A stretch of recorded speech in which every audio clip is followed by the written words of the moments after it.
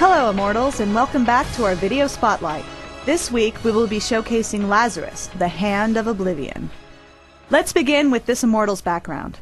Unlike many of the Immortals in the tournament, Lazarus was born a god. Vicious and greedy for power, Lazarus systematically killed his brethren and consumed their power for his own.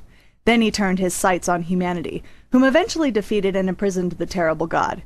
That is, until centuries later when he was freed by a greedy prince who thought to tame the ruthless deity. I'm sure we can all guess how that worked out for the ambitious prince. Today, Lazarus fights in the tournament not for glory or honor, but to feast upon the souls of the other immortals.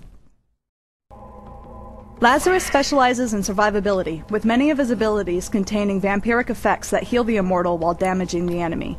The recommended items emphasize health and health regeneration for survivability and sustainability, as many of Lazarus's abilities have a health cost to activate. Lazarus deals magic damage with his primary attack and abilities. Lazarus's Q ability, Oblivion Missile, fires a projectile at an enemy target, dealing magic damage and reducing their movement speed.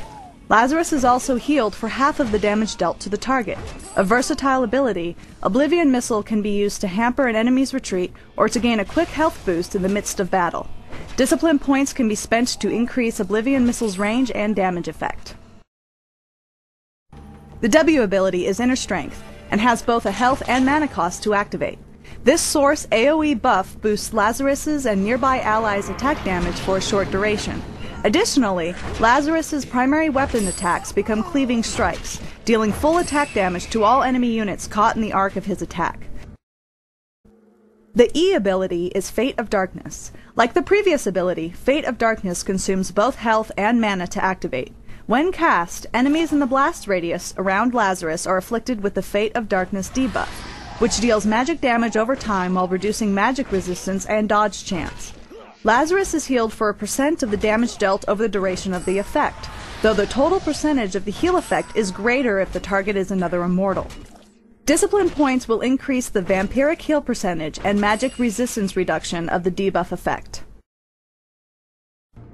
Lazarus's ultimate ability is Elder Blood. When activated, Elder Blood consumes both health and mana to render Lazarus invulnerable to all damage sources, and taunt all nearby enemy creeps, neutrals, and structures into attacking the now shielded immortal. Discipline points spent in Lazarus's champion tree will decrease this ability's cooldown duration and unlock the lifesteal buff component, further feeding Lazarus's survivability potential. And last but definitely not least is Lazarus's signature ability, Oblivion Shift. Once a target destination is selected, Lazarus will rapidly surge to that location. Upon arrival, all enemies in the blast radius are damaged and silenced.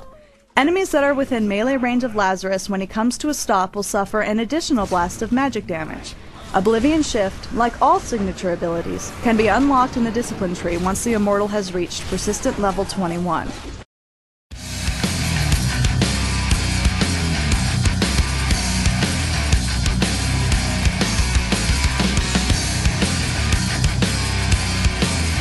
And this brings our Immortal Spotlight to a close. Thanks for watching, and we'll see you next week. To learn more about Rise of Immortals, visit www.riseofimmortals.com and sign up for the open beta now.